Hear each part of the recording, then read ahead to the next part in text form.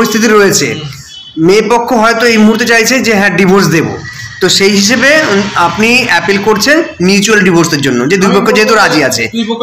কিন্তু কোনো কারণে হঠাৎ করে যদি মেয়ে পক্ষ বেঁকে বসে, সেক্ষেত্রে কি করণীয় আছে? নয়, যদি কখনো মানে মিউচুয়াল ডিভোর্সের ফাইনাল হিয়ারিং এর দিনও যদি কোর্টের সামনে ডকে উঠে গিয়ে বলে যে আমার এই বিয়ে মিউচুয়াল ডিভোর্সে আমার অনিচ্ছা আছে, তখনও কিন্তু সেই ডিভোর্সটা কমপ্লিট হবে না। তখন সেই যদি কোনো সেই অপোনেন্ট যে ছেলেটি আছে তাকে যদি মিউচুয়াল ডিভোর্স যখন হলো না, তখন তাকে কন্টেস্টেড ডিভোর্সের জন্য নতুন করে ফাইল করতে হবে। কিন্তু দুটো কেস, মিউচুয়াল ডিভোর্স আর কন্টেস্টেড ডিভোর্স, দুটো কেস প্যারালালি একই সাথে একই সময়ে ঘটনা ঘটতে পারে না। কারণ দুজনেরই মানে যে দুজন পার্টি আছে, হ্যাঁ, সেম পার্টি হলে আর সেম ঘটনা ঘটলে তার উপরে দুটো মামলা হতে পারে না। হ্যাঁ, এক জায়গায় একটা মার্ডার হলো, হ্যাঁ, সে মার্ডারে আমি গিয়েও বললাম, রাম গিয়েও বললো, শ্যামি গিয়েও বললো, থানাতে গিয়ে বললো, তার কেস কি চারটে হবে? চারটে হবে না, কেস একটাই হবে। আচ্ছা, এখানে বলার একটা বিষয় আছে, দেখুন মেয়ে পক্ষ এখন রাজি আছে, কিন্তু কোনো কারণে যদি সে বেঁকে বসে, যে কোনো কারণেই হোক, তাহলে ফাইল মানে ধরুন 6 মাস পরে বা 6 মাসের মধ্যে দুটো ডেট পড়বে, সেই দুটো ডেটের মধ্যে যে কোনো একটা ডেটে গিয়ে তাকে সই করতে হবে বা কোর্টে হাজিরা দিতে হবে। অ্যাকচুয়ালি দুটো ডেট পড়ে, প্রথমে অ্যাপিয়ারেন্সের ডেট পড়ে মিউচুয়াল ডিভোর্সের জন্য নিয়ম অনুযায়ী, হ্যাঁ, আর হচ্ছে তারপর ফাইনাল হিয়ারিং ডেট পড়ে। কখনো কখনো কোর্টের বিভিন্ন রকম বার্ডেনের কারণে ফাইনাল এই প্রথমে যে আমরা ফাইলিং করি, ফাইলিংটাকেই ধরে নেওয়া হয়, তারপরে একটা আলটিমেট ডেট পড়ে। কখনো কোনো কিছু কোর্ট আছে, কোর্ট যদি মনে করেন রিকনসিলিয়েশন প্রয়োজন আছে, তার জন্য আবার একটা ডেট ফিক্স হতে পারে। এটা কোর্টের ডিসক্রিশনারি পাওয়ার, ক্যাপাসিটি, হ্যাঁ, তার উপর নির্ভর করে। কিন্তু জেনারেলি দুটো ডেট আমরা ধরে নিয়ে চলি, যে প্রথমে অ্যাপিয়ারেন্স ফাইলিং করলাম কেসটা, তারপরে একটা ডেট পড়লো, তারপরে একটা হচ্ছে লাস্ট ফাইনাল হিয়ারিং, যে ডেটে এই 6 মাসের যে গ্যাপটা থাকে, গ্যাপের মধ্যে যদি কখনো রিকনসিলিয়েশন নিজেদের মধ্যে যে কথাবার্তা হয়ে যদি সমস্যার সমাধান হয় তো ভালো, তাহলে ডিভোর্স হয়ে যাবে। কিন্তু দুটো কন্টেস্টেড আর মিউচুয়াল দুটো ডিভোর্স একসাথে একই জায়গাতে কখনো কোনোদিন হতে পারে না, ভারতবর্ষে কোনো কোর্টে হতে পারে না।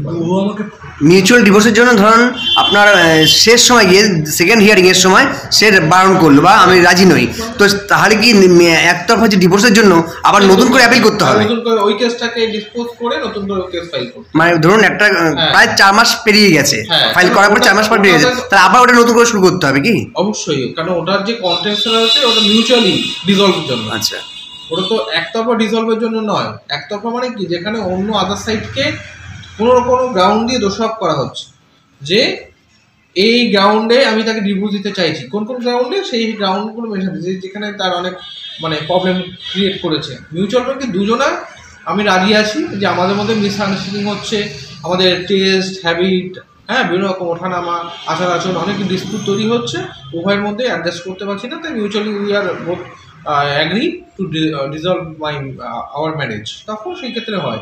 কিন্তু একতরফা করলে কি হবে, আমি শুধু অন্যজনকে দোষারোপ করছি যে তার এটা ভালো না, তার ওটা ভালো না, সে আমাকে টর্চার করে, সে আমাকে ওই করে, সে আমাকে তা করে, হ্যাঁ, সে আমার বাবা মাকে খেতে দেয় না, এই করে না, ডিস্টার্ব করে, আমার উপরে অত্যাচার করে, বিভিন্ন রকম গ্রাউন্ড দেখিয়ে একতরফা কেস ফাইল করা। আমি একজনকে আমি বেশি দোষ হবে, একজন ফাইল করছে, একজন এগেনস্টে, যাই হোক, কিন্তু দুটোই ডিভোর্স ম্যাটার। দুটো ডিভোর্স ম্যাটার, তাহলে ধরন ডিফারেন্ট, কিন্তু দুটো একসাথে ফাইল করা যাবে, কারণ দুটো ডিভোর্স ম্যাটারই পার্টি, বোথ পার্টি হচ্ছে সেম। যদি ধরুন কেউ মিউচুয়াল ডিভোর্স করলো, মিউচুয়াল ডিভোর্সের জন্য অ্যাপ্লাই করার পরে কোনো কারণে রিজেক্ট হলো, তখন তাকে একতরফা আবার মিউচুয়াল ডিভোর্সের জন্য ফাইল করতে হবে। তো এই ক্ষেত্রে একতরফা ফাইল আর মিউচুয়াল ডিভোর্সের জন্য ফাইল, দুটোর মধ্যে পার্থক্য কি বা সুবিধা কি আছে? সুবিধা হচ্ছে যে মিউচুয়ালের সুবিধা হচ্ছে যে যেহেতু দুজন হচ্ছে হাজব্যান্ড ওয়াইফ দুজনেই তো রাজি হয়ে স্বেচ্ছায় এটা ডিভোর্সে ফাইল করছে, সেই ক্ষেত্রে পরবর্তীতে যে যিনি ওয়াইফ আছেন তিনি তার নিজের জন্য আগামী দিনে মিউচুয়াল ডিভোর্স পাওয়ার পরে হাজব্যান্ডের তরফ থেকে কোর্টের দাবিদার হতে পারে না, নিজের জন্য শুধুমাত্র।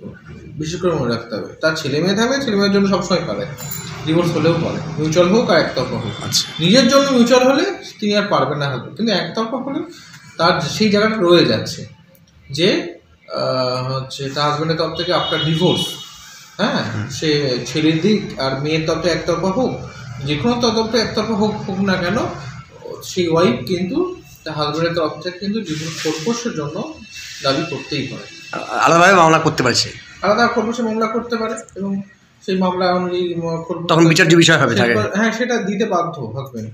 আচ্ছা, এই হচ্ছে সুবিধা। এই মিউচুয়াল করলে এই সুবিধাটা থাকে যে ওয়াইফ তার নিজের জন্য মিউচুয়াল ডিভোর্সের পরে হাজব্যান্ড তরফ থেকে আর কোনো ক্লেম করতে পারবে না খোরপোশের জন্য। আচ্ছা, ওকে, থ্যাংক ইউ।